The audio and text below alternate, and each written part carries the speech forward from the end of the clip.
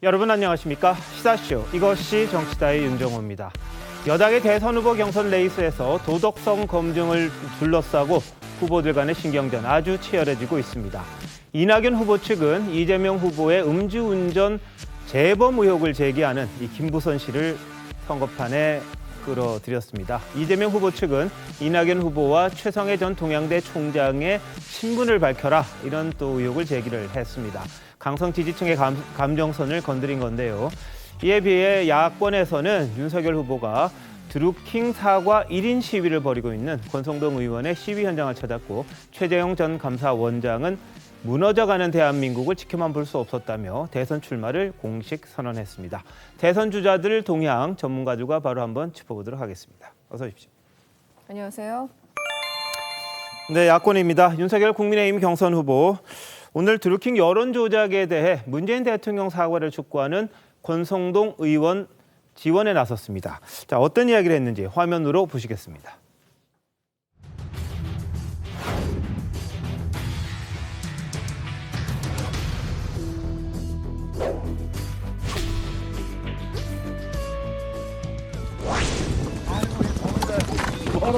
고생하셨습니다. 네. 정치적 도의적으로는 결국은 뭐 책임을 좀 지고 사과 표명을 해야 되는데 정권의 정통성 문제 뭐 이런 거 제기될까 봐 아마 그런 것 같아요. 아니 국정원 댓글 사건 때도 이게 뭐 그거보다 규모도 훨씬 큰데 그때 뭐 얼마나 난리를 치고 했습니까? 당시에 박근혜 대통령이 내가 그러면 댓글 때문에 당선됐단 말입니까? 라고 해가지고 얼마나 공격을 했고 하여튼 더운데 이렇게 표명만 하시고 너무 그러지 마십시오. 예. 바쁜 시간에 고맙습니다. 감사합니다. 예. 우리 정진석 의원님의 이 말씀은 너무나도 당연한 말씀이고 저도 이 입장을 적극 지지합니다.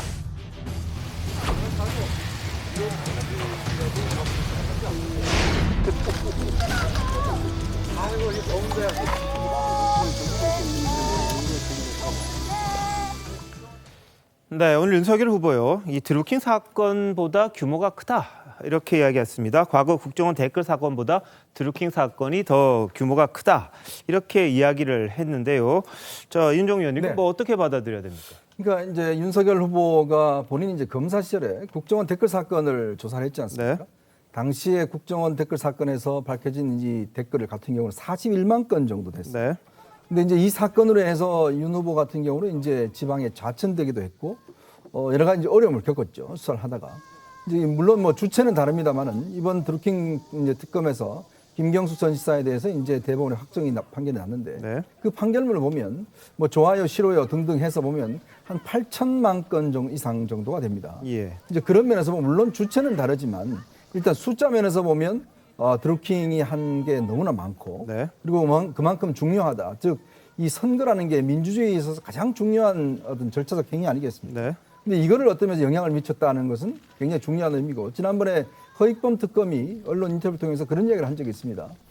이번 이 드루킹 특검으로 해서 문재인 대통령 당시 지지율에 2에서 3% 정도 아마 영향을 미쳤을 것이다 라는 이야기를 했거든요. 근데 지금 이제 국민의힘도 내부에서는 일단 특검을 연장해야 된다는 주장이 있는 반면에 네. 사실상 연장하기 어렵다는 뭐 주장도 있습니다. 근데 이제 윤석열 후보 같은 경우는 이 특검 자체가 일단 내년 대선에도 사실은 이런 여러 가지 이제 조작의 가능성 이런 것이 분명히 있기 때문에 이번에 이 드루킹 특검에 대해서 연장을 해야 된다는 입장이에요. 네. 네. 근데 여전히 아직까지 이제 문재인 대통령 사과가 없기 때문에 지금 이제 국민의힘 의원들이 이제 돌아가면 저렇게 1인 시위를 벌이고 있는 거 아니겠습니까? 당시에 수혜자라고 주장을 하고 네. 있죠. 이제 그런 측면에 좀 힘을 보태기 위해서 본인도 지난번 정진석 의원에 이어서 이번에 권성동 의원 같은 경우도 이제 저렇게 지지를 한 것 같습니다. 알겠습니다. 규모가 이제 크다 이랬는데 일부에서는 국정원이라는 국가기관 그리고 개인이 하는 게 같으냐 이런 반박을 내놓기도 하고 있습니다. 근데 다만 이 드루킹이 했던 것들은 댓글에 대해서 이제 공감, 비공감 이런 식으로 해서 이 기사 노출 순위를 조작하는 그런 부분들이 더 많았다는 거. 그래서 횟수가 굉장히 많았기 때문에 이 부분을 지적한 것 같은데요. 자, 양문석 기자님 어떻게 보세요? 예, 뭐 어쨌든 대부분 판결에 대한 민주당의 기본적인 입장은 존중이라는 부분이 그 분명히 있고 그런 존중의 과정에 있어서 이제 대통령께서 여기에 대해서 어떤 입장을 표명할 것이냐 말 것이냐의 문제를 살펴봐야 되는데요. 대통령께서 도의적인 그 부분에 있어서의 이야기를 그 대통령이 판단할 수 있는데 실질적으로 현재의 1인 시위나 일련의 이 정치적 행위는 대통령을 계속 엮어서 정통성을 무너뜨리려고 하는 네. 이러한 기본적인 정치적 그 의도를 깔고 있기 때문에 대통령께서 이 부분에 대한 어떤 언급도 할 수 없는 상황으로 더 몰아가고 있다. 네네. 이렇게 이제 볼 수 있겠죠. 알겠습니다. 입장이 없다는 게 청와대 입장이다 이렇게 얘기는 했었습니다. 여하튼 윤 후보는 1인 시위하는 의원들을 찾아가면서 이 본인이 일단 입당을 했으니까 거기에 걸맞는 행보를 지금 계속해서 하고 있는 그런 상황입니다. 자, 어제 이제 보수 진영의 대표적인 험지로 이 은평 지역도 찾았습니다. 당원 가입 독려에도 적극 나섰는데요. 화면 한번 보시겠습니다.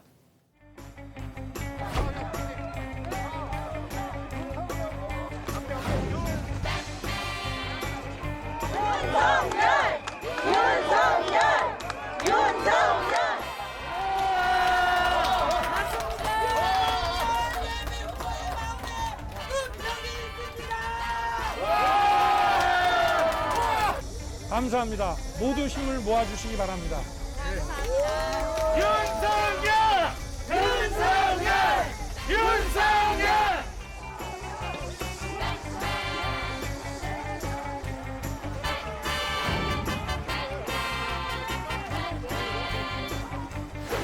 출발을 하면서 보니까 마침 중학교와 고등학교를 나온 바로 그 지역이었습니다. 너무 뜻깊고 고등학교 1학년 때 우리 담임 선생님도 뵙고 하니까 동창들도 만나고 정말 그 고향에 온 것 같고 마음이 아주 푸근합니다. 예, 뭐 국민의힘 당명이 적힌 어깨띠 큰 거 이 선거 때 쓰는 거 또 두르고 같이 다녔는데요. 자, 조전혁 의원님, 이 당원 가입 독려하는 거 이거 쉬운 일은 아니죠? 쉬운 일 아니죠. 어떻습니까? 나가 보면. 실제로 나가보면요. 예. 제가 이제 그 당협위원장 할 때는 그때만 하더라도 사실 보수당의 인기가 굉장히 나빴었어요. 아, 예, 예. 그러다 보면은 지나가면서 막 욕하는 사람들도 아. 있고요. 근데 최근 들어와서는 이 정부가 워낙 뭐 실정을 갖다 많이 해가지고 그래도 당원가입 독려를 갖다 하는 데 있어가지고 네, 네. 힘이 좀 날 것 같습니다. 아, 예. 최근에 이제 제가 이제 다른 지역의 당협위원장들 보면은요 나가서 이 거리에서 당원가입 독려를 갖다 많이 하시는 분들이 네네. 있는데 그분들한테 요즘 분위기 어떠냐 이렇게 물어보면요 정말 격려 많이 하고 청년들이 그렇게 많이 관심을 갖다 보인다고 그럽니다. 네. 아마 그런 점을 갖다 봐가지고 윤석열 후보가 저 은평구 가가지고 막 속된 말로 꽤 재미봤을 거라고 생각을 하고요. 특히나 예. 지난번 그 4.7 보궐선거가 아마 은평구에 있었던 것 같습니다. 그 선거에서도 사실 저희가 이제 보수 야당의 험지인데, 네, 그렇죠. 험지인데도 불구하고 보궐선거 때 이제 사실 후보가 당선된 지역이기 때문에 네, 네. 가서 힘을 갖다 많이 얻은 것 아닌가 이렇게 생각을 합니다. 알겠습니다. 자, 뭐 당원 다 됐다 이런 말은 있습니다만 오늘 이준석 대표가 소집했던 이 봉사 활동에는 사실상 참여하지 않고 개인 일정을 또 소화하긴 했습니다. 그러면서 캠프 인사들을 또 계속해서 발표를 했는데 현직 이철규, 윤환홍 국민의힘 의원 그리고 주광덕 전 의원, 정용기 전 의원 등을 캠프로 영입을 했습니다. 그런데 이게 국회 법사위원으로 활동하던 분들이 많다. 이런 이야기들이 좀 나왔거든요. 자, 김경진 특보님, 네. 윤석열 캠프의 특보신데 인선 배경은 어떤 겁니까? 우선 이제 지난번 한 3주 전까지만 해도 사실은 캠프 인원이 상근 의원이 한 15명 정도밖에 없어가지고 되게 적었고요. 그다음에 이제 저희가 합류한 다음에 캠프 상근 인원이 한 40명 정도 늘어났는데 어쨌든 늘어나면서 캠프 전체의 역량이 대단히 좀 활발하고 커졌다.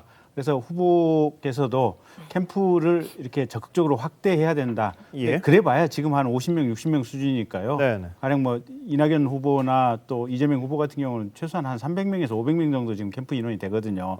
그래서 저희들도 좀 적극적으로 키워가면서 예. 좀 제대로 된 보좌를 받아야겠다. 그 필요성에 대해서 아마 후보께서 공감을 하신 것 같고요. 네. 어쨌든 전 현직 의원들 또 윤진식 장관과 같은 전직 장관들 네. 또 언론사 주필을 하셨던 분들 이런 분들 적극적으로 영입해서 어쨌든 후보의 부족한 점 메꾸고 캠프의 효율을 극대화시키겠다 이런 생각입니다. 알겠습니다. 자, 양성희 사장님은 뭐 이재명 캠프 쪽과 가까우신데 그쪽 네. 캠프는 사람들 많습니까? 어떻습니까? 나는 방금 김경진 특보가 이재명 캠프에 300에서 500명이라고 해서 도대체 내가 못 본 사람들 왜 그렇게 많지? 지금 전체적으로 한 100명 정도로 이제 실무 라인들이 이제 유지가 네. 되고 있고요. 국회의원들 같은 경우 이제 계속 늘어가지고 이제 한 50명 가까이 그 지지선을 한 상황이고, 네네. 그리고 여기에서 이제 많은 정책들, 현장 정책들이 이제 많이 예. 들어오고 있는 상황입니다. 그래서 너무 그렇게 부러워하지 마세요. 야권 1위이기 때문에 곧 뭐 예, 그렇게 예. 되겠죠. 뭐. 자, 이 전현직 의원들이 아무래도 가세하는 게 이 캠프에는 좀 더 활력이 있다 이런 이야기도 있습니다만 이현종 의원님 어떻습니까? 캠프들 취재 많이 해보셨잖아요. 네. 근데 정치인들이 너무 또 들어가도 이 윤석열 후보 같은 경우에는 뭔가 좀 새로운 맛이 없어진다 이런 지적도 있더라고요. 그러니까 이제 미국 같은 경우는 보면 캠프는 철저히 현직 의원들은 배제하고 있습니다. 네. 미국에는 이제 현직 의원들은 캠프에 참여할 수 없고, 예. 그러니까 이 후보가 독자적으로 이제 캠프를 구성을 하거든요. 그만큼 이 국회의원들은 일단 어느 정도 좀 중립성이라든지 이런 걸 좀 이제 지키는데 우리 같은 경우는 좀 정치 문화가 다르죠. 네. 그러니까 캠프에 얼마나 많은 현역 의원들이 합류했는가에 따라서 네. 얼마나 대세를 형성하느냐 안 하느냐 예. 이제 결론이 나기 때문에 특히 이제 쏠림 현상들이 꽤 있습니다. 그래서 지금 이제 윤석열 후보가 아무래도 야권에 지금 지지율 1위를 달고 있기 때문에 많은 의원들이 아마 들어올 것 같은데 네. 이게 사실은 양면성을 갖고 있어요. 그러니까 한편으로 보면 많은 의원들이 갖게 되면 당내에서는 대선을 형성한다고 이야기를 하겠지만 예. 또 한편으로 보면 또 색깔이 다 똑같습니다. 네네. 자, 그러면 지금 윤석열 후보가 본인도 이야기를 했지만 좀 더 어떤 면에서 보면 문재인 정부를 반대하는 모든 사람들을 압도적 승리를 하겠다고 이야기를 하는데 예. 실제로 그 캠프 내부를 보면 대부분 다 이제 국민의힘 출신들, 예. 뭐 김경진 의원님 같이 이제 그 아닌 분도 있겠지만 굉장히 좀 소수거든요. 특히 이제 그동안 뭐 반문 활동을 해왔던 이제 옛날에 진보 진영에 있었던 분들 같은 경우는 뭐 여전히 아직 뭐 찾아볼 수 없잖아요.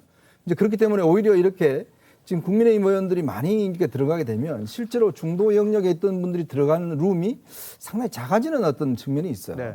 그러니까 당내에서는 대세를 형성할지 모르지만 전체로 본다면 너무나 예를 들어서 보수 쪽에 좀 경도되는 게 아니냐 예. 이런 또 지적도 받을 수가 있습니다. 알겠습니다. 자, 이번에 영입했던 분들 과거 국회에서 상당히 활동을 많이 했습니다. 윤 전 총장이 아마 그때를 기억하는 게 아닌가 싶은데요. 장제원, 윤환홍 의원, 주광덕 전 의원 발언 한번 모아봤습니다. 압수수색하고 있는 검사팀장에게 장관이 전화 통화한 사실 있죠? 네, 있습니다. 왜 통화하셨습니까? 네? 왜 통화를 하셨습니까? 압수수색 제처가 놀래서 연락이 와서요. 아니 어쨌든 장관은 압수수색을 시작한 검사수사팀장과 전화한 사실은 인정하시는 거죠? 예, 인정합니다. 검사로서 윤석열 변한 게 있습니까? 전혀 없다고 자부하지요. 자부까지는 몰라도 정무 감각이 없는 거는 예나 지금이나 똑같은 것 같아요. 그러니까 제가 보기에도 윤석열 총장은 한결같다고 보입니다. 아이고 민망해라. 아이고 민망해라. 이게 뭐 하는 짓입니까 법무부가? 이게 법무부 TV입니까? 추미애 개인 홍보 영상입니까? 듣기 민망합니다. 그만하시죠. 민망합니다, 그만하시죠. 제가 민망해요. 영상 보고 안 민망하세요? 영상을 근데 왜 그러셨어요? 대통령께서 검찰총장 임명장 줄 때 살아있는 권력 수사하라. 그 말 고지고대로 믿으셨어요? 그 말 그대로 믿고 살아있는 권력에 대해서 수사하고 칼을 휘두르니까 이 지금 날벼락 맞는 거 아닙니까? 아들 수사건하고 관련이 있는 거 아닙니까? 차관으로 발령난 게? 예? 제가 보니까 글쎄. 지금 동부지검장 공석인데 소설을 쓰신 우리 소설가입니까 국회의원들이? 총장님은 검찰개혁에 대해서 어떻게 생각하세요? 검찰총장은 법무부 장관의 부하가 아닙니다. 만약에 부하라면 검찰총장이라는 이런 직제를 만들 필요도 없고요. 네, 장민 변호사님 어떻게 들으셨어요? 네, 사실 그 사람은 그대로인데 네. 여야 막 공수가 바뀌기도 하고 참 이 정치의 한 단면이지 않나. 예. 왜냐하면 처음에 검찰총장 후보자 시절에는 야권에서 얼마나 화력을 집중했습니까? 네. 이건 흠결이다. 정말 검찰총장으로서는 부적격자다. 뭐 여러 가지 뭐 가족 이슈까지 끌어들이면서 이야기를 했었는데 이렇게 친근하게 바뀌는 게 정치의 한 단면이구나. 이게 어쩔 수 없는 속성인가 이런 좀 씁쓸함이랄까요? 그런 네. 뒷맛이 좀 남는 장면이었던 것 같습니다. 네. 네, 윤석열 전 총장은 측근들이 다 자천이 됐던 때가 있었습니다. 그때 뭐 식물총장이다, 왜 사표 안 내고 버티고 있냐 할 수 있는 것도 없는데 정말 답답하다라는 그런 법조기자들의 말이 많이 나올 때가 있었어요. 그런데 그럴 때 그 와중에 국감이 열립니다. 국감이 열리면서 16시간 동안 국민들 앞에 노출이 된 거예요. 그러면서 작심 발언이 많이 나옵니다. 예를 들어서 추 장관의 수사 지휘권 발동은 위법한 것이 확실하다. 이런 식의 공격적인 발언이 굉장히 많이 나왔어요.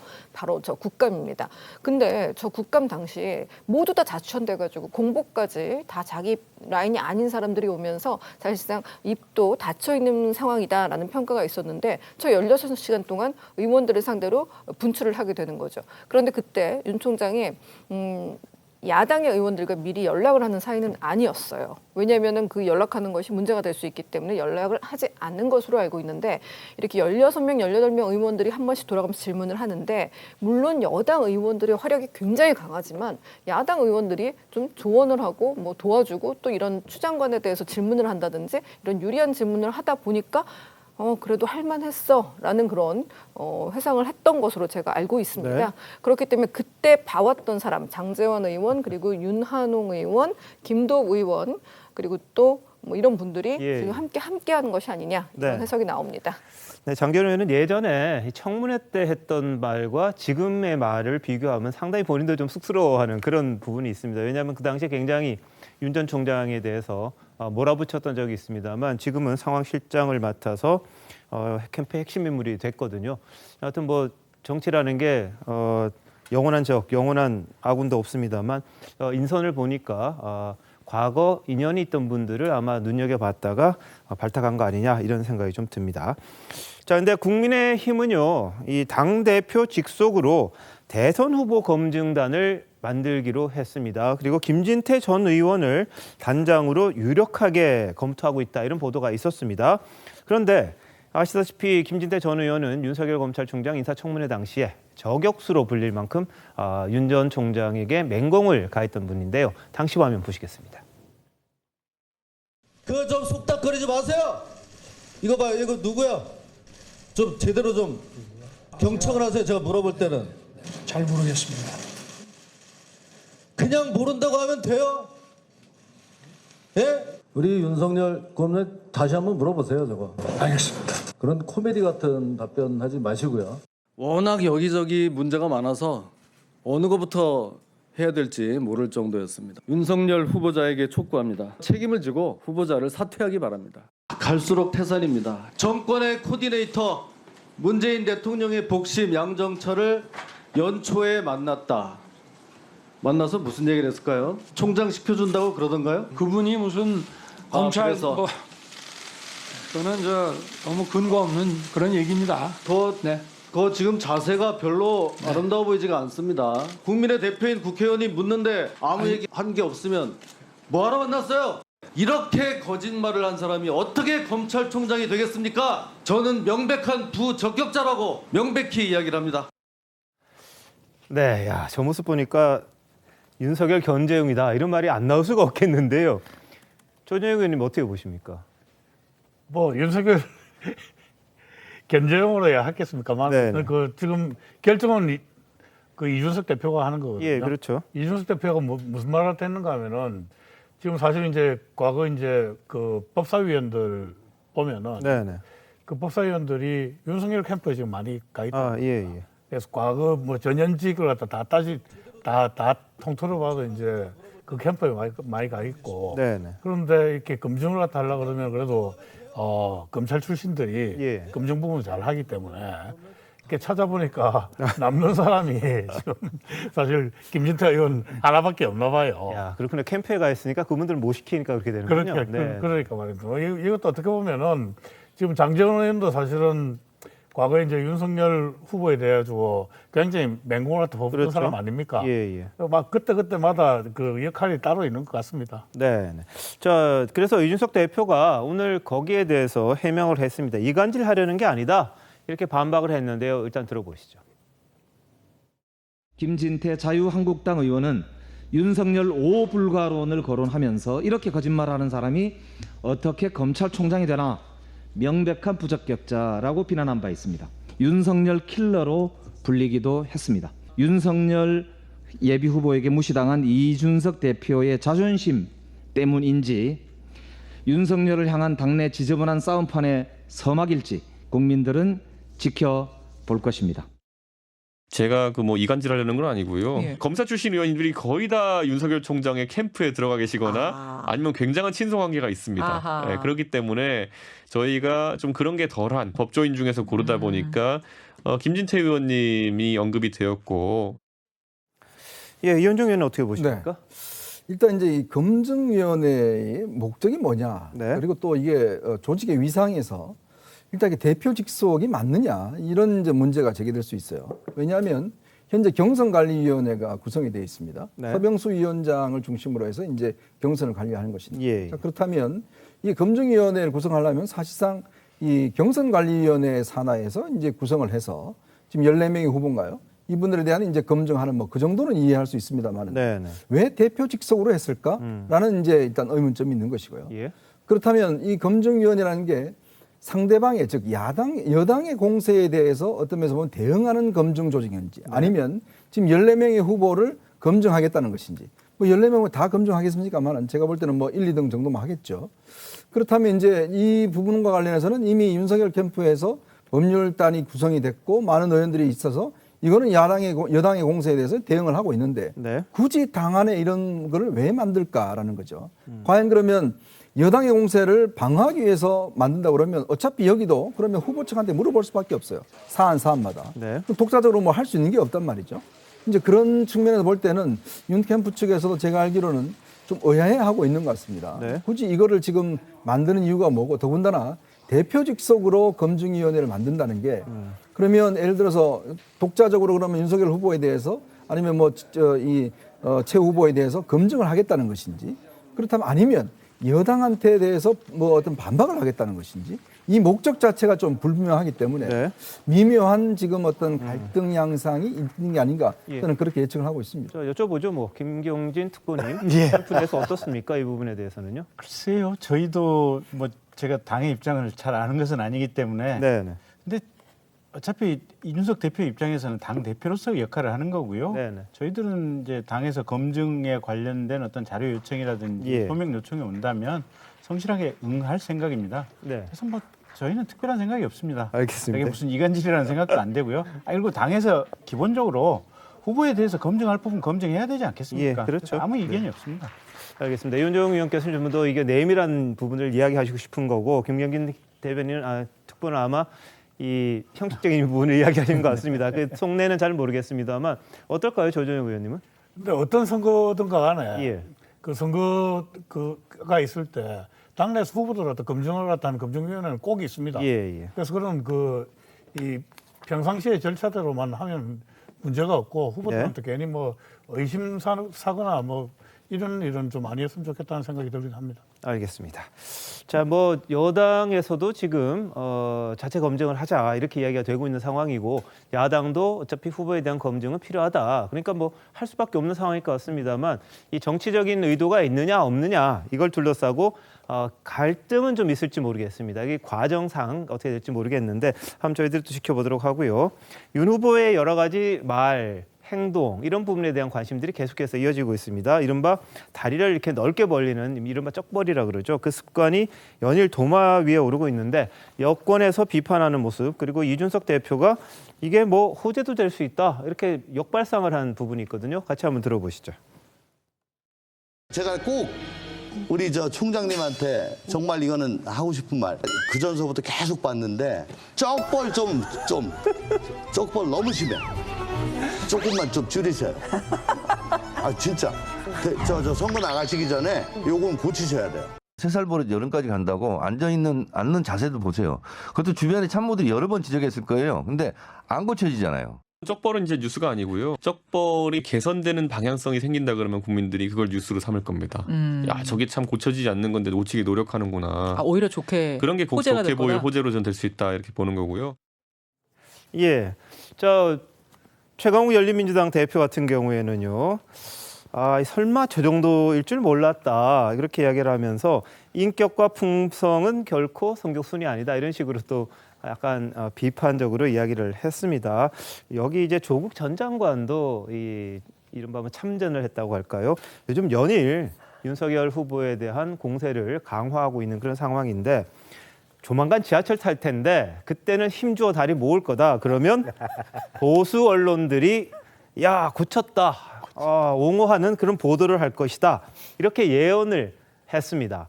자, 이 부분 장유미 변호사님 어떻게 생각하십니까? 아니, 저는 이 쩍벌이라는 게 사실 그 여성들이 지하철이나 대중교통을 이용할 때 그러니까 옆좌석에 앉은 남성이 이럴 경우에 상당히 좀 불쾌하는 게 뭐 인터넷상에도 많이 거론되기도 하고 또 이 태도라는 게 윤석열 후보 같은 경우에 언론사 인터뷰를 할 때 본인만 뭐 마스크를 착용하지 않고 약간 반말조로 아랫사람을 다루듯이 하면서 그 태도 역시 굉장히 호감을 주기는 어려운 이렇게 다리를 굉장히 넓게 벌린 태도로 한다.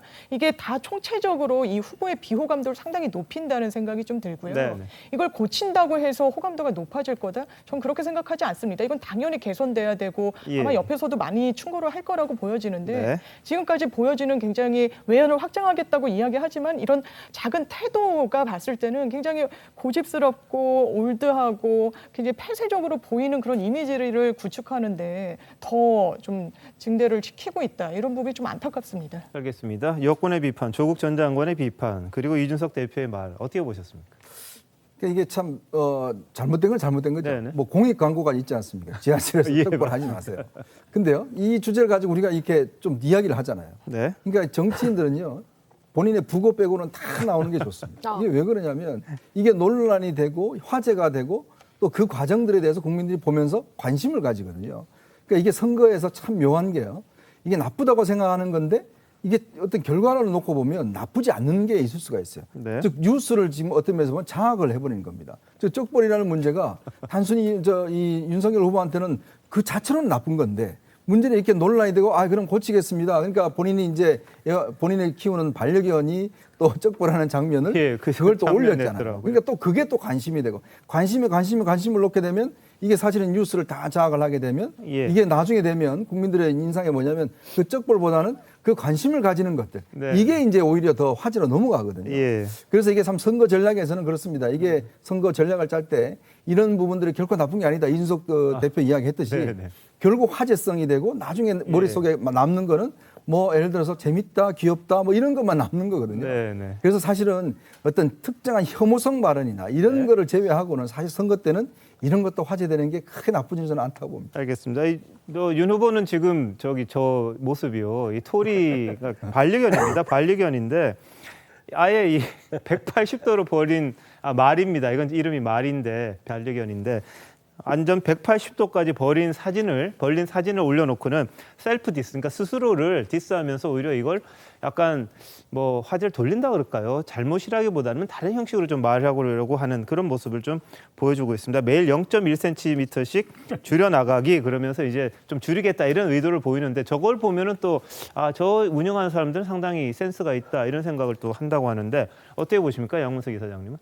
네, 이게 이 부정적인 평가나 부정적인 그 모습들은 누적될 수밖에 없어요. 그래서 이 누적되면서 한꺼번에 쑥 하고 무너지는 경우들이 있거든요. 그리고 지금 대통령 선거가 여야 간의 대통령 선거로 전환하면 결국 우리나라의 그 지난 몇 차례의 선거 결과를 보면 5% 전후를 놓고 아주 박빙의 싸움을 합니다. 그리고 실질적으로 표가 정리가 되는 거 보면 200만 표 안쪽에서 정리가 되거든요. 그러면 윤석열 후보가 계속해서 의도했던 중도와 그다음에 진보 이탈층을 확보해야 실질적으로 승리할 가능성이 있는 거죠. 그런데 중도와 진보 이탈층의 시각에서 보면 저러한 모습 하나하나가 참으로 황당하고 준비되지 않고 그리고 기본적인 그 품격과 품위에 대한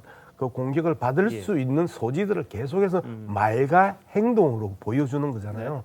결코 좋은 이야기가 아니고 그리고 심지어 당 대표까지 나서서 방향성이 좋다. 그리고 저게 뉴스가 아니고 노종된 자세가 뉴스일 것이라고 하는 저런 안타까운 소리까지 만들어내게 하는 저 현장이 참 기특합니다. 알겠습니다.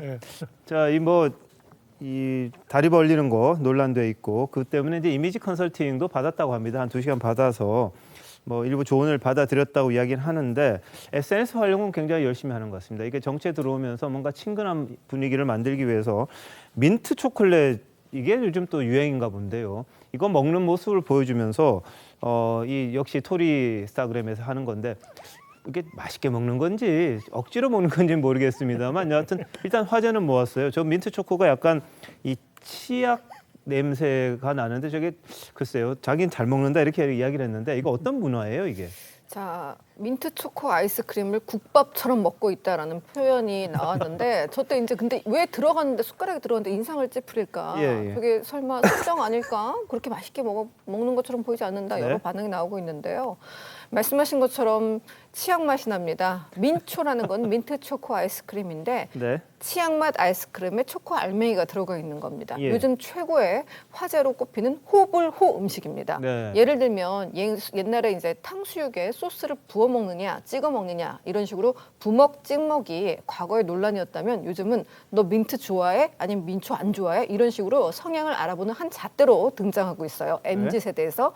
근데 민초를 좋아하면 특이한 맛을 즐기는 동질감 때문에 그 고유의 집단 성향이 막 똘똘 뭉쳐지는 겁니다. 그래서 민초단이라는 단어까지 생겼는데 저 영상 공개하니까 네티즌들이 역시 민초단이었구나. 나 형 믿고 있었어. 저도 민초파입니다. 역시 배우신 분, 근본이십니다.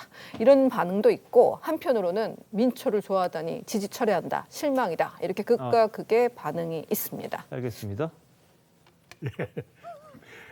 근데 저게 지금 맛있게 먹는 건지 아니면 맛없게 먹는 건지는 제가 60년생 동갑이어가지고 저도 이제 아이스크림 참 잘 먹거든요. 드셔보셨습니까? 민트 초콜릿? 아니요, 저거 민초는 나도 싫어합니다. 그렇군요. 저는 민초 싫어하는데 아이스크림 먹으면은 이 나이쯤 되면은 이가 치아가 안 좋아요. 제가 보기엔 저 치아가 싫어가지고. 그럴 수 있겠네요. 이게 얼굴 같은 그 이제 뭐 인상 같은 찡그리는 것 같고요. 아까 이제 적벌 관련해가지고 제가 하나 좀 말씀드리면은 왜 이준석 대표가 그 저게 오히려 호재로 이제 작용할 수 있을 거다라고 이야기하지 않았었습니까? 나는 그 의견에 일리가 있다고 생각해요. 최근에 보면은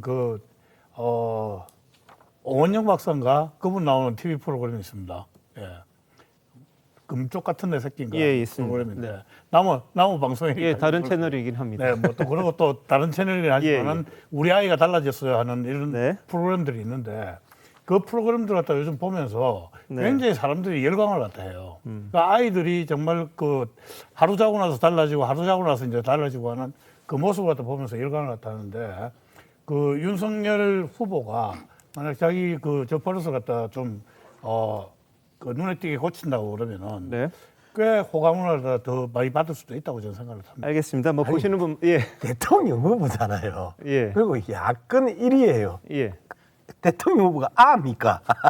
그 하나하나 아가 달라질 걸 갖다 기대하면서 아니 그러니까 얼마나 기다려야 돼. 얼마나 극적입니까? 나이 60이 넘은 사람이 바뀔 수도 있다는 것도 보이죠. 알겠습니다. 평론들도 희망을 극적이에요. 알겠습니다. 자, 뭐 버릇 고치기 참 힘들다 그러는데 이준석 대표가 이야기하는 건 그까지 고쳐가면서까지 뭐 노력한다 이런 모습은 긍정적일 거라 이야기를 했습니다만 아까 장유미 변호사 말씀하셨듯이 이미 한번 이 머릿속에 박혀 있는 선입관이랄까요? 이 처음 해봤던 그런 비호감이 가실 리가 있으냐 이런 입장이 있을 겁니다. 양쪽에서 이제 보는 분들마다 지지하냐에 따라 좀 달라지겠죠. 자, 이런 가운데 이 말 실수 논란 계속해서 이어졌고요. 또 이제 이 법 위반 논란까지 불거졌습니다. 뭐냐 하면 어제 저희도 보여드렸습니다만 국회의원회관 103명의 의원실을 다 들렸거든요. 이게 방역법 위반이다. 국회 자체 방역 수칙을 어긴 거다. 이렇게 얘기했습니다. 법여권에서는 사과를 요구했고요. 캠프에서는 인정도 했습니다. 한번 보시죠. 국회 내 방역 수칙이 대통령 후보 앞에서 무력화된 것에 정의당은 유감을 표명합니다. 윤석열 총장의 행보는 변명의 여지가 없는 위반 그 자체입니다. 빠르게 사과하시길 바랍니다. 의원회관 돌아다니실 때 네네네. 방역수칙 위반 논란 기사들 나왔는데 일단 그 부분은 저희가 일반적인 방역수칙, 예를 들어 체온을 잰다거나 또 마스크를 쓰고 비말 확산 방지하는 거에 대해서는 철저히 했고요. 여러 전 소속 의원실을 방문하다 보니 국회 회관 자체가 갖고 있는 층별 출입 제한에 어느 정도는 다 맞추지 못한 부분이 있었다는 걸 인정합니다. 예, 김정진 특보님, 선거운동 하다 보면 기본적인 거 좀 못 지킬 때 있죠. 잘못된 거죠. 예, 잘못했죠. 뭐 저희가 드릴 말씀이 없죠. 뭐. 아, 그런가요? 예. 더 이상 말씀 안 하십니까? 예, 뭐 더 드릴 말씀이 없어 잘못했습니다.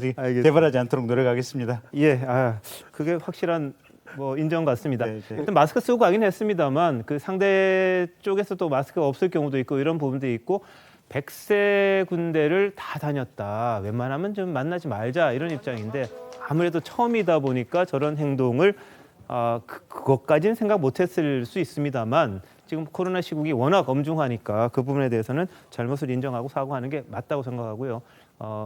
김경진 특보 말씀하신 거 그걸로 이제 가름하면 되지 않을까 싶긴 합니다만 후보께서도 좀 신경 쓰셔야 될 것 같다는 이런 생각이 좀 듭니다.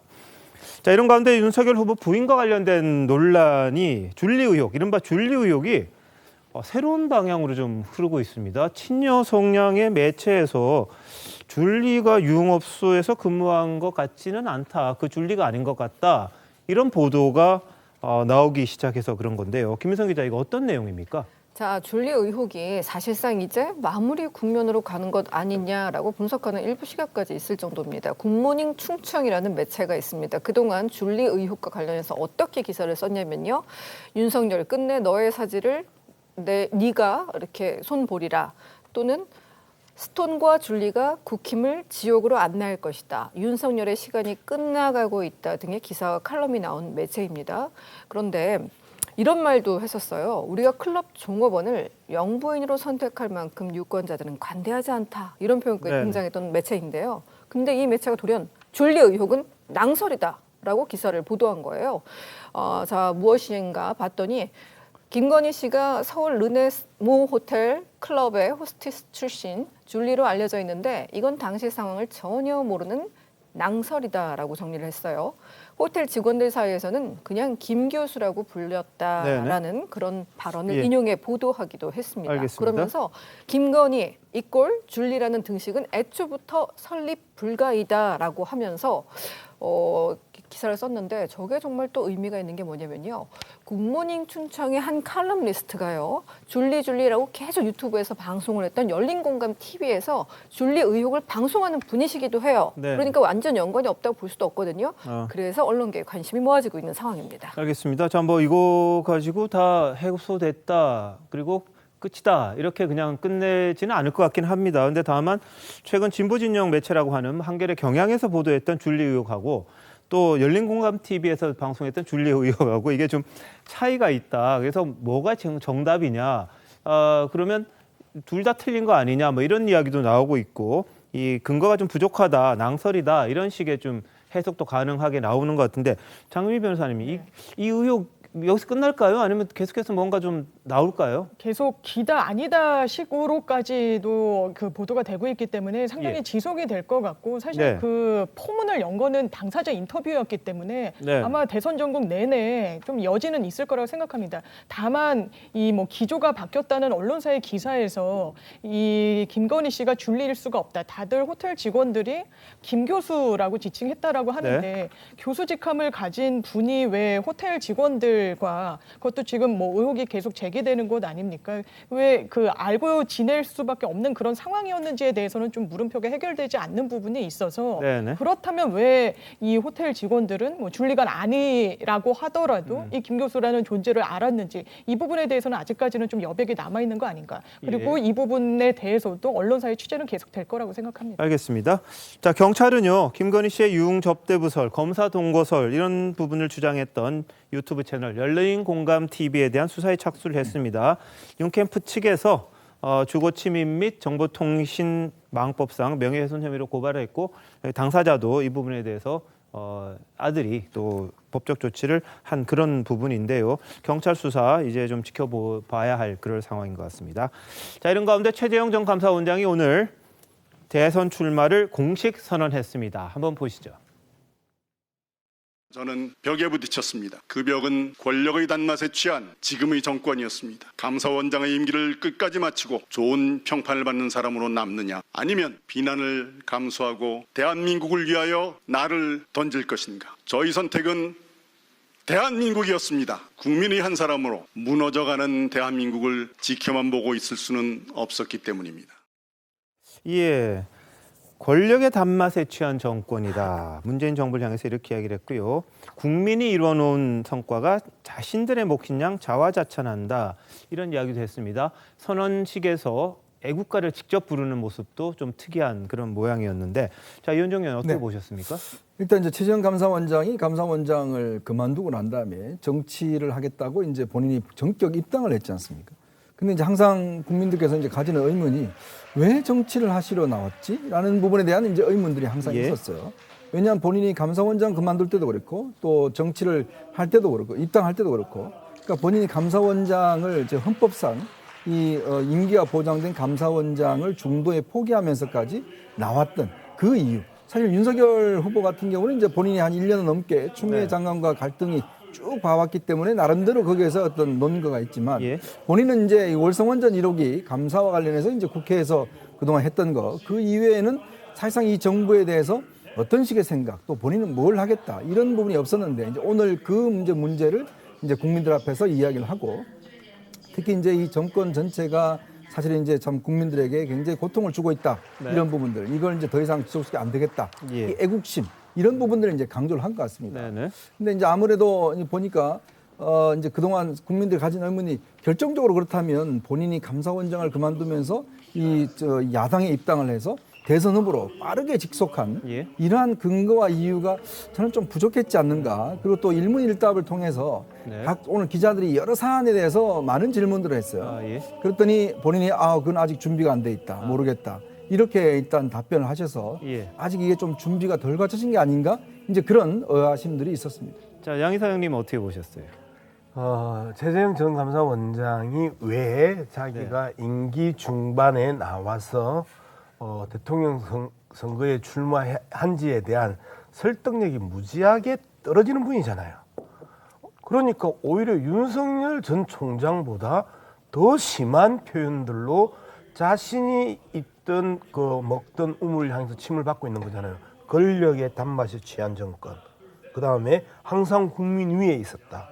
그 다음에 국민을 네 편, 내 편으로 갈라치기 했다. 이런 표현들을 하면서 감사원장으로서 갑자기 야당 대통령 후보로 전환하는 과정에 있어서의 아주 불편한 이 소음들, 그 소음을 스스로도 느끼고 있다는 거예요. 그 소음을 스스로도 느끼고 있기 때문에 거기에 대해서 지나치게 공격적이고, 그 다음에 일반적으로 써지지 않는 정치적 언어를 가지고 오면서 자신의 출마를 정당화시키려고 하는데, 그 정당화시키려고 하는 그 모습 자체가 외려 안타깝다, 그렇게 생각합니다. 알겠습니다.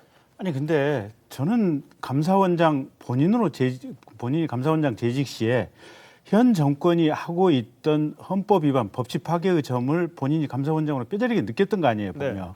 아니 국회 산자위에서 월성원전 폐쇄와 관련해가지고 감사를 해달라고 해서 감사를 했고, 감사를 해보니 거기서 허위 공문서 작성도 있었고, 허위 여러 가지 어떤 이 서류 이 삭제라든지 손괴라든지 이런 부분이 있었고, 그래서 그걸 가지고 문제를 삼으려고 하니 민주당 의원들이 당신 이게 정책에 대해서 감사하는 거냐, 그딴 식으로 감사원장 할 거면 나가라 라고 하는, 이게 헌법 파괴적인 무도한 얘기를 무수히 많이 들었었잖아요, 보면. 그것만 가지고도 현재 정권이 하고 있는 국정을 운영하고 있는 자세와 태도에 대해서 비판하고 그걸 바로 잡아야겠다, 그 생각 분명히 가질 수 있는 거 아니에요. 그다음에 또 감사원장으로 일하면서 지켜보니까 현 정부 들어와서 아니 1년에 한 100조씩 지금 재정 적자가 지금 누적이 되고 있는 거 아니겠어요? 그러면 국가가 이런 식으로 재정 적자가 누적되는 이런 국가 운영 잘못된 것이다 나는 그러면 그러한 흐름 바꿔야 되겠다. 제대로 차분차분하게 어떻게 보면 국가 재정을 제대로 운영할 수 있는 그런 시스템 만들어야겠다. 저게 지금 최재형 전 감사원장이고 지금 예비 후보의 생각 아니에요, 보면. 아니, 그걸 위해서 출마를 하겠다는데 왜 명분이 없습니까? 제가 보기엔 저분 명분이 충분한 것 같고요. 알겠습니다. 당연히 그 역할 본인이 하겠다고 나오신 겁니다. 자, 그래서요. 오늘 최 후보는 자신을 향한 과거 일부 여당 의원들의 발언을 언급하면서 자신의 이야기도 했었습니다. 저희들이 좀 편집을 한 부분인데 한번 보시죠. 일부 여당 국회의원들은 월성 1호기 조기 폐쇄의 타당성을 감사하는 저에게 대통령의 국정 철학과 맞지 않으면 차라리 사퇴하고 정치를 하라고 했습니다. 대통령의 국정 운영 방향에 대해서 불편하시고 또 맞지 않으시면 사퇴하세요. 그리고 나서 재 나가서 정치를 하시든지 비판을 하시든지 마음대로 하시라는 얘기입니다. 아시겠어요? 제가 대통령께서 국정 운영하시는 데에서 불편함을 느끼고 있는 것은 없습니다. 저는 물러서지 않았습니다. 어떤 분들은 저더러 미담제족이라 하십 감사원장 청문회 당시 여당 의원들도 그러셨죠. 칭찬해드릴 부분들이 굉장히 많은 것 같아요. 명문가 집안으로 알고 있는데 맞습니까? 최재형 후보자는 사법연수원 시절 몸이 불편한 동료를 2년간 업고 출근한 마음이 따뜻한 후보이고 사랑이 넘치는 후보자입니다. 미담 제족이라는 평가를 받고 있고 입양 관련 경험이라거나 법관으로서 참 존경할 만큼 훌륭한 삶을 살아왔다고 제가 생각을 합니다. 사실 여러 국민들께서 당연히 하고 계시는 것들 아닙니까? 국민 여러분 모두가 미담제족입니다. 예. 자, 여당 의원들의 한 말을 통해서 본인의 이 정당성을 끌어내는 그런 모습이기도 했는데요. 오늘 특히요, 중앙일보가 보도한 사진이 또 화제가 됐습니다. 최 후보 가족이 명절이나 가족 모임 식사를 할 때 돌아가셨죠. 고인이 되신 최영섭 전 대령의 주도로 국민의례하고 애국가 사절까지 이제 완창을 했다. 이런 집안 전통을 갖고 있다는 이야기가 나왔었거든요. 그래서 이게 또 회자되기도 했었는데, 자, 이현정 의원님 어떻게 보셨습니까? 그러니까 워낙 최영섭 대령, 그러니까 돌아가신 대령 집안 같은 경우는 제가 듣기로도 항상 이렇게 1년에 한번 이제 명절 때 모이면 그러니까 애국 의례를 한다고 그러십니다. 네. 국기에 대한 경례, 또 애국가 제창, 그다음에 이제 아버님 훈시 뭐 이런 걸 하면서 그리고 또 전화할 때도 뭐 충성 뭐 이렇게 하고 전화하고 끊을 때도 뭐 충성하고 이제 끊고 예. 항상 그 최재형 전 감사원장이 아침 출근할 때 아버님한테 꼭 전화를 한다고 그래요. 예. 나 오늘 저 출근하겠습니다. 열심히 일해 충성 그러고 이제 끊고 그걸 평생을 하셨대요. 그리고 예. 또 본인 집안 보면 남자들은 전부 다 군대를 갔습니다. 장군. 네, 그렇죠. 이제 그렇게 해서 항상 애국심, 특히 최영섭 대령이 대한해협 전투에 이제 그 예, 당시에 예. 승선했던 그런 이제 지금 영웅이지 않습니까? 또 해군의 아버지고 예. 또 이 최영섭 대령이 본인이 그동안 모은 돈 자체를 대부분을 다 사실은 해군 유자녀들을 위해서 다 기부를 하셨습니다. 예. 이제 그렇다 보니까 집안 전통이 그렇다 보니까 이제 최재형 전 감사원장이 오늘 또 이제 저렇게 한 게 네. 결국 이제 애국심 이런 것들 또 그리고 이제 이웃에 대한 사랑이라든지 이런 두 가지 지금 키워드를 가지고 이제 본인이 오늘 출마 선언을 한 것이 아닌가 싶습니다. 알겠습니다. 자, 오늘 최재형 전 감사원장이 공식적으로 대선에 출마하겠다고 선언을 했고 이제 예비 후보로서 확실한 자리를 잡았습니다. 이 부분 이제 앞으로 야당의 대선 후보 경선에서 어떤 영향이 있을지 저희들이 계속해서 뉴스를 따라가도록 하겠습니다. 자, 다음 여권인데요. 이재명 후보 측, 이낙연 후보 측 신경전 아주 치열합니다. 오늘은 이재명 후보 측에서 이낙연 후보가 동양대 표창장 위조 논란과 관련해서 이 최성해 전 총장과 찍은 사진을 공개하면서 친분서를 제기를 했습니다. 이낙연 후보 측 해명부터 한번 들어보시죠. 이재명 후보 측에서는 후보님이 뭐 최성해 전 총장과 어떤 관계인지 예, 아무 관계도 아닙니다. 문화시설이 거기에 있어요. 그래서 그 문화시설에서 행사가 한번 있어가지고 그때 잠깐 한번 만나시고 말고. 시기적으로는 부적절하다고 보고 지역에서 선거 나가실 때 있었던 행사인데 누군지도 모르고 만난 상태인데 그게 뭐 부적절하다 아니다 이야기할 자체도 없는 거예요. 예, 자, 왜 이게 민감하냐? 이 최성해 전 총장 같은 경우에 조국 전 장관의 표창장 위조 논란과 관련해서 핵심적인 인물이기 때문입니다. 당내에 이른바 강성 지지층에게는 굉장히 안 좋은 분으로 돼 있는 상황이거든요. 그런데 그분과 같이 사진을 찍었다? 그래? 그럼 조국 전 장관과는 반대인가? 그렇게 해서 공세가 이제 있을 수도 있는 그런 부분이기 때문에 그런데요. 자, 양무석 이사장님. 예. 왜 이렇게 공세하신 겁니까? 아니, 이 부분에 대해서는 좀 이 내용을 좀 봐야 되는데요. 네. 제가 직접 본 건 아니고, 예. 그리고 열린 공감 TV, 소위 말하는 줄리 사건을 터뜨렸던 열린 공감 TV가 녹취록을 틀어줬어요. 그러면서 이제 최성해 동양대 총장이 이낙연 총리 쪽으로부터 전화가 왔고 고맙다고 하고 만나러 온다고 했다라는 이야기를 다른 사람에게 자랑하는 이런 이제 녹취록이 이제 떠요. 네, 그러면서 열린 공감 TV는 이 윤석열 그다음에 이 재성의 이 라인들을 이제 하고 이낙연 라인들을 같이 엮어서 보는 거예요. 그리고 조국 전 장관이 대통령 후보로서 뜰 수 있는 부분들을 사단에 차단했다라고 이제 쳐다보면서 재성의 이낙연의 이 관계를 이제 폭로를 했는데 실질적으로 그 방송을 이낙연 후보 측에서 이 방송 정지 가처분 신청을 했어요. 그런데 오히려 법원에서 받아들여지지 않고 그리고 소송 비용까지 이낙연 후보 측에서 부담하도록 했던 불과 한 달 전에 아주 치열했던 상황입니다. 이 내용들이 소위 말하는 친문 핵심들 또는 강경 친문 이런 분들이 이낙연 후보와 함께 하고 있다라는 측면에 대한 이제 공격적 요소로서 이재명 캠프 아마 대변인단 쪽에서 전 문제를 오늘 친 것 같은데 어제까지는 논의된 내용이 아닌데. 그래요? 모르셨군요. 알겠습니다. 캠프가 워낙 100분 정도 되시면 모르실 수도 있을 것 같은데 최성해 전 중앙대 총장 지난 2019년에 조 전 장관 표창장 위조 의혹 제기했을 때 모습 보시겠습니다.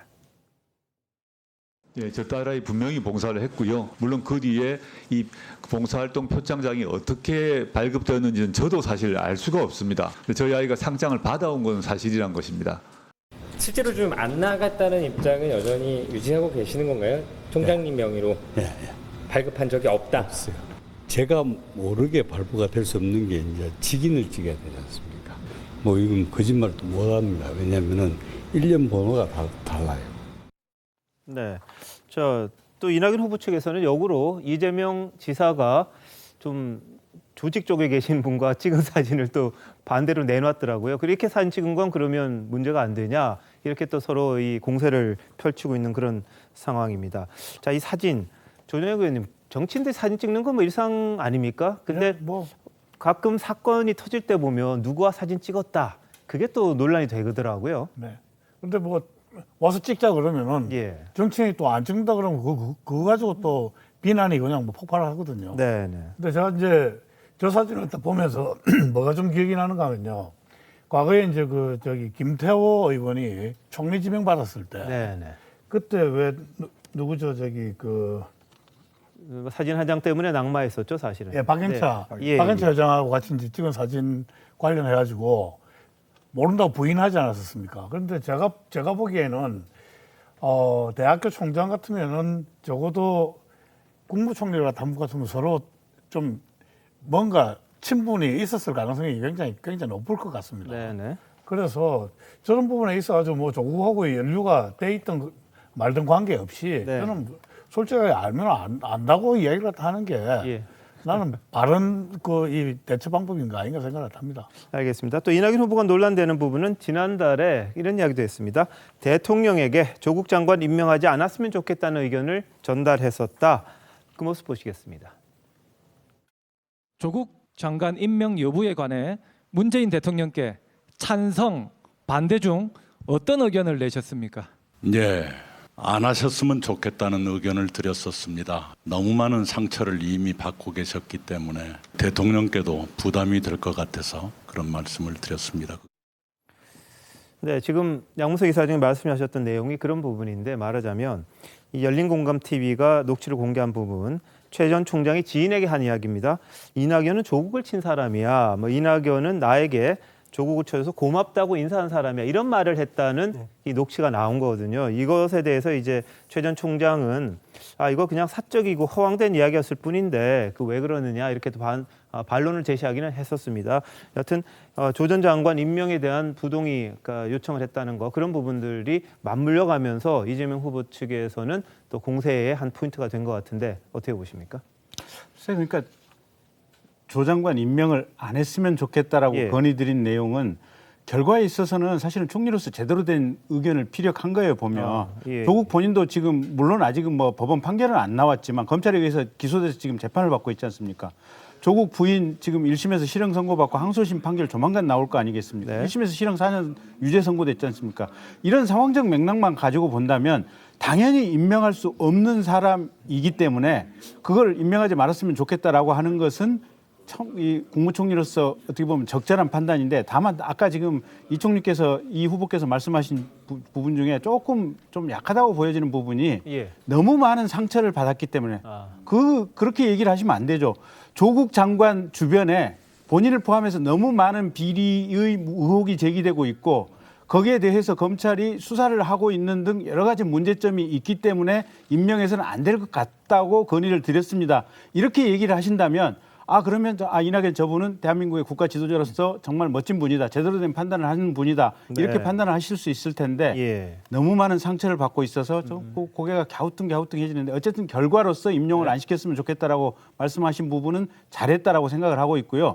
지금 저 사진 논쟁이나 이런 것들이 민주당에 지지하시는 분들이 얼마만큼 조국 장관 사건과 일가 사건과 관련해서 비정상적인 판단의 연장선상에 있기 때문에 저 사진을 찍은 게 논쟁 자체가 되는지 사실은 코미디 같은 상황인 겁니다. 보면 이낙연 후보가 제대로 된 일을 했음에도 불구하고 저 사진 찍었기 때문에 오히려 저것 때문에 이게 민주당 후보에서 탈락시켜야 된다.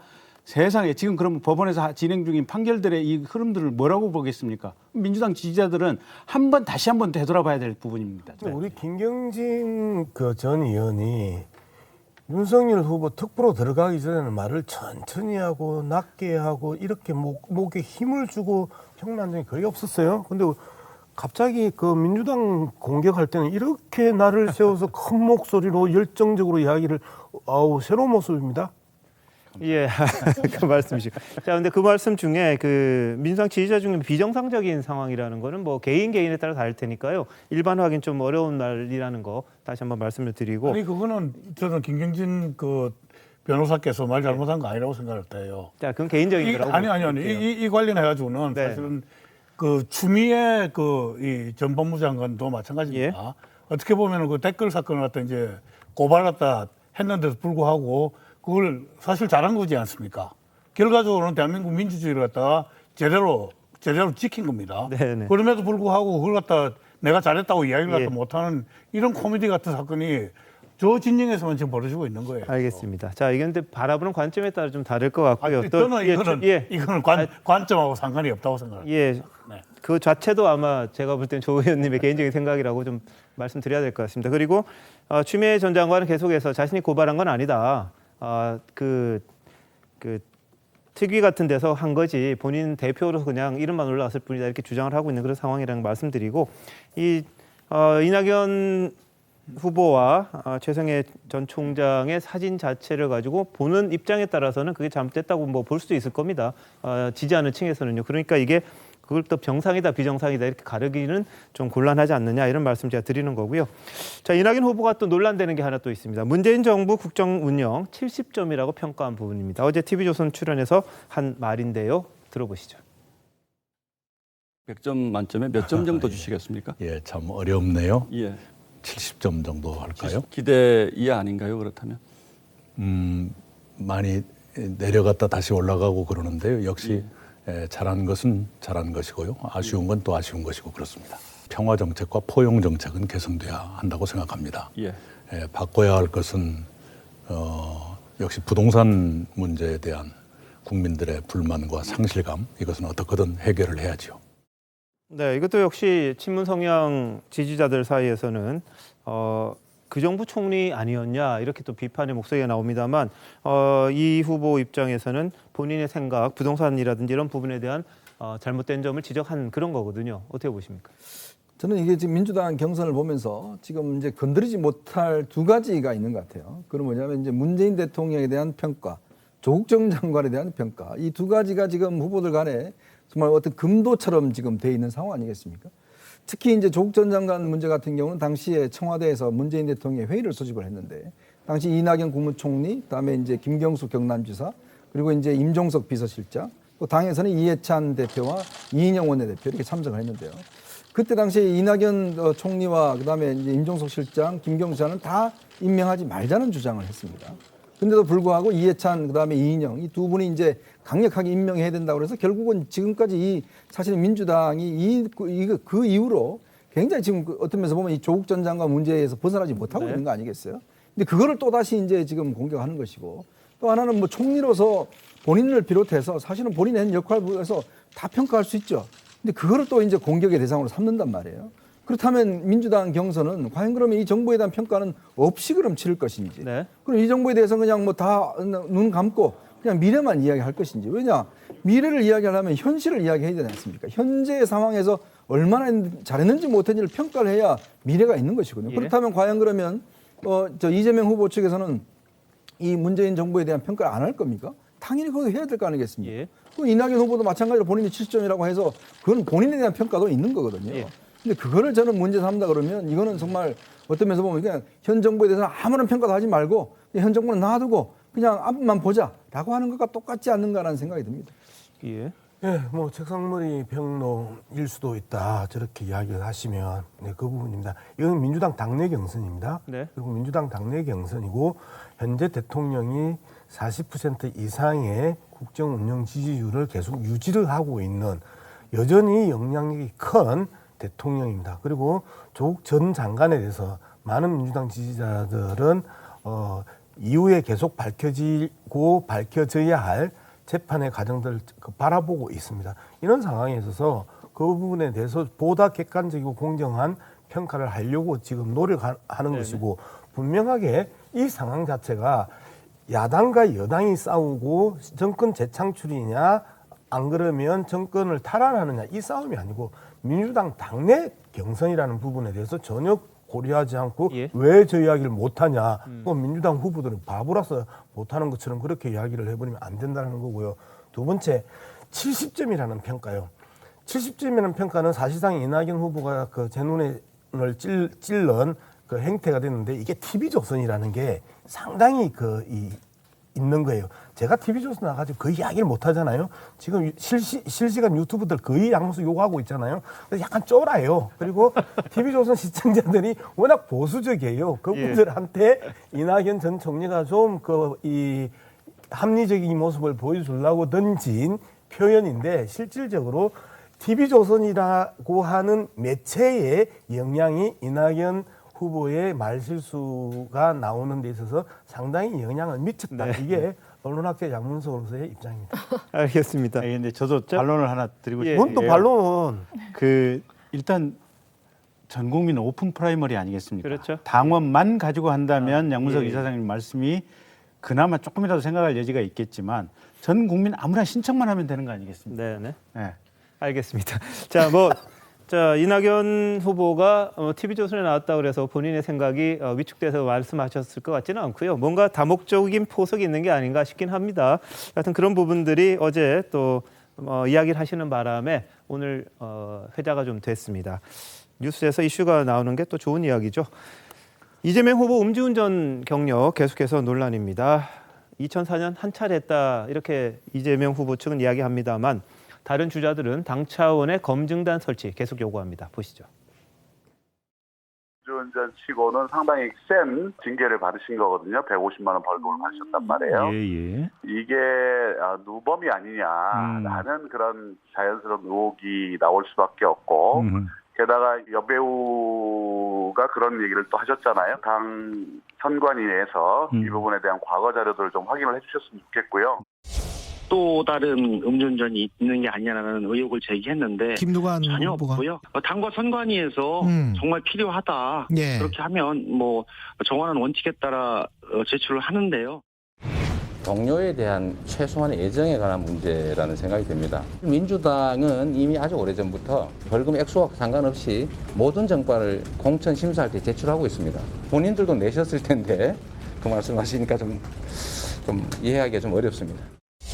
그 문제는 그 동료의 문제가 아니고 후보자의 그런 자질과 도덕성을 검증하는 거기 때문에 저는 뭐 차원이 다른 문제라고 생각합니다. 내비경선 때 검증 없이 출발을 했거든요. 이번 기회에 깔끔하게 좀 이렇게 좀 들고 정책과 비전 대결로 갔으면 좋겠다. 예, 검증을 당에 요구하는 거 이 자체가 또 네거티브 공방 재현 아니냐 이런 지적도 있긴 합니다만 장유미 변호사님 보실 때는 어떻습니까? 저는 이재명 그리고 이낙연 양 캠프 진영이 선거 전략을 좀 재점검해야 되지 않을까라는 생각이 듭니다. 네. 뭐 정가조회 하는 거 뭐 당연할 수 있습니다. 그런데 뭐 일단 법률상 100만 원 이상의 정가를 국민들께 알리고 평가를 받도록 돼 있고 지금 나오는 것은 그 당시에 150만 원인가 벌금형을 받았는데 이게 통상 두 번째 되는 것이다. 네. 그렇기 때문에 아마 전력이 있을 것이다. 거기에 대해서 캠프 측에서 당 차원에서 모든 자료를 냈고 거기에 대해서는 더 이상 이론의 여지가 없다라고 해명했으면 거기서 그치는 게 맞지 않겠습니까? 지금 대선 물론 도덕성 검증 반드시 필요하겠지만 성인 군자를 뽑는 절차는 아니라고 생각합니다. 그 밖에 살펴볼 영역이 너무나 무궁무진한데 이 도덕성 그리고 뭐 정가 여부에 따라서 이 대통령의 자질이 있는지 없는지를 기계적으로 판단하겠다라는 것은 이 서로한테 상처만 될 뿐이라고 생각하고 이재명 지사 측 역시 어떤 친문 강성 지지층에게 호소하는 부분, 저는 친문 강성이라는 부분이 민주당 내에서도 확장성을 가질 수 있는 그런 좀 조직이라고 보지는 않습니다. 물론 뭐 민주당 전당대회 등을 치를 때 김용민 최고위원이 수석 최고위원이 될 정도로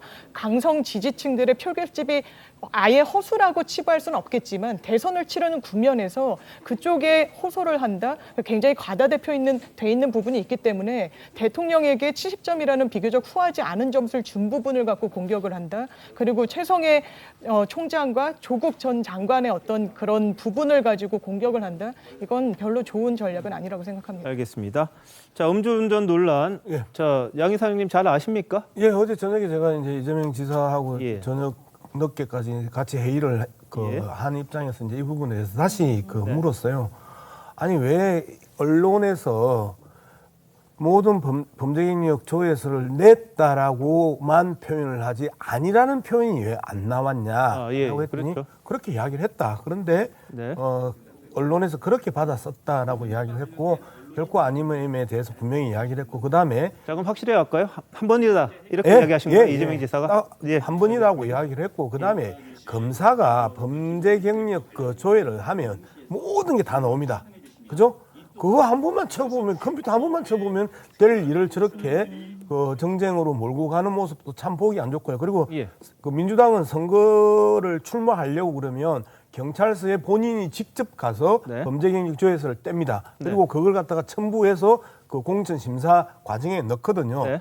그 부분들에 대해서 계속 이야기를 했음에도 불구하고 여배우 이야기를 듣고 저렇게 공격하고 여배우라는 또 레퍼런스를 다는 게 같은 당 내에 있어서 할 플레이냐 이 부분에 대해서는 제가 참 웬만하면 방송에서 객관적이고 공정하게 평론을 하려고 해도 좀 심하다 그렇게 생각이 듭니다. 예, 알겠습니다. 다시 한번 정리하겠습니다. 이재명 지사가 범죄 조회와 관련돼서 서류를 냈다가 아니라 내가 음주운전한 건 한 번이고 그 한 번에 150만 원 벌금 받았다 이건 거죠. 예, 양 이사장님 말씀이 맞겠죠. 그러면 이 지사가 이야기한 부분이 있으니까요. 하지만 이 자꾸 다른 후보 쪽에서는 100만 원 이상만 내도록 돼 있으니까 혹시 50만 원 밑에 있는 것 중에 하나 뺀 거 아니냐 뭐 이렇게 지금 주장을 하는 거거든요.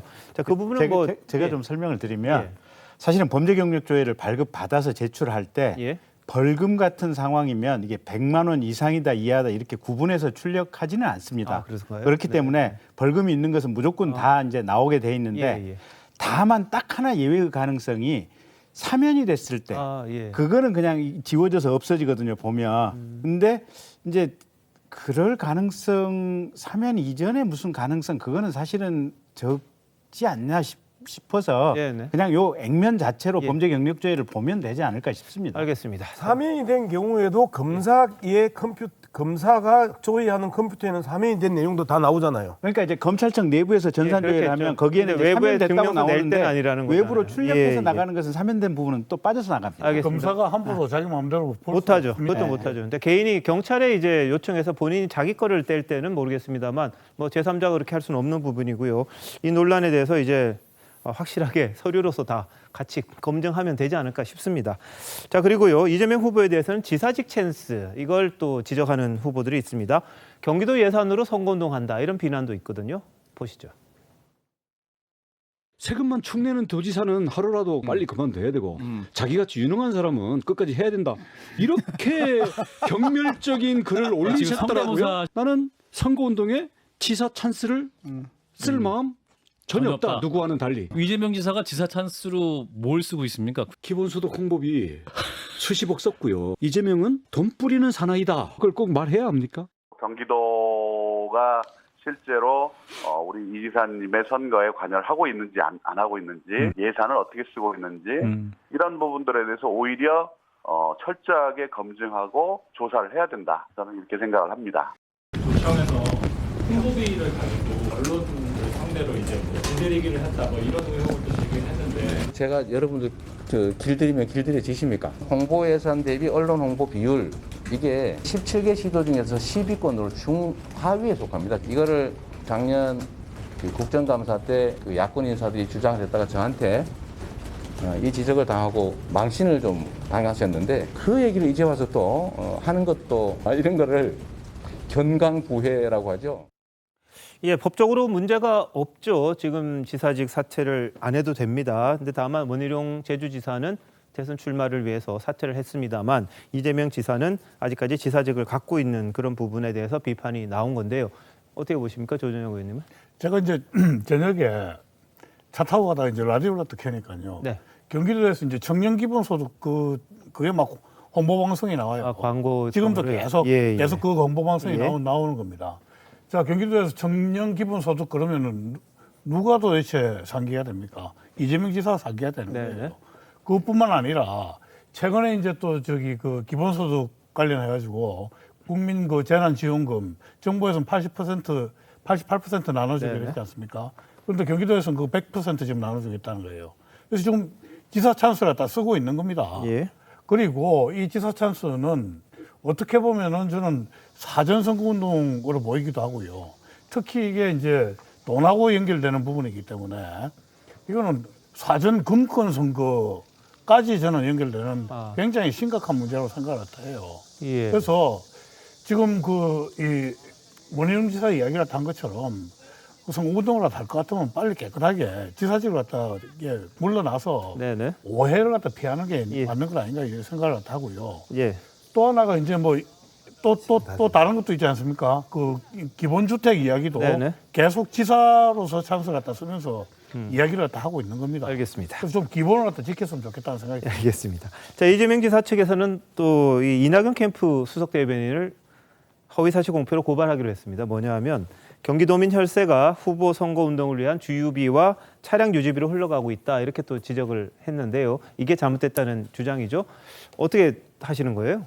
일단 그 팩트 체크 좀 하면 이재명 지사가 그 재난지원금 88%의 100%를 주겠다가 아니고요. 적극적으로 검토하겠다가 다른 지자체 단체장들이 100%를 경기도에서 하자라고 했고 또 민주당 그 지자체 단체장 몇몇은 안 된다라고 하면서 지금 논쟁 중입니다. 아니, 결정되지 않았다고 말씀드릴게요. 결정되지 않았고 이재명 지사는 주고 싶지만 논의 과정을 거쳐야 된다고 이야기를 했고요. 알겠습니다. 그다음에 그 지사 사퇴 문제가 자꾸 그 이야기하는데 더불어민주당 입장에서는요. 김두관 경남지사의 사퇴와 그다음에 대통령 출마가 엄청나게 큰 트라우마입니다. 그러한 트라우마가 있고 여전히 다른 그 국민의힘당의 그 도지사들도 다 도지사를 차고 다 당내 경선에 해를 뛰어들었던 경력들이 있잖아요. 이걸 갖다가 자꾸 찬스라고 이야기하면 안 되죠. 그런데 그 치사하게 휘발유값 이야기까지 나오면서까지 저 지사직을 갖다 저렇게 오속을 갖다 해야 되느냐 하는 문제는 저는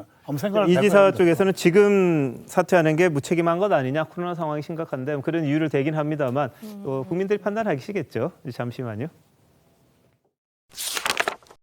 대한민국 이슈의 중심 시사쇼 이것이 정치다. 여기까지입니다. 내일 다시 찾아뵙겠습니다. 고맙습니다.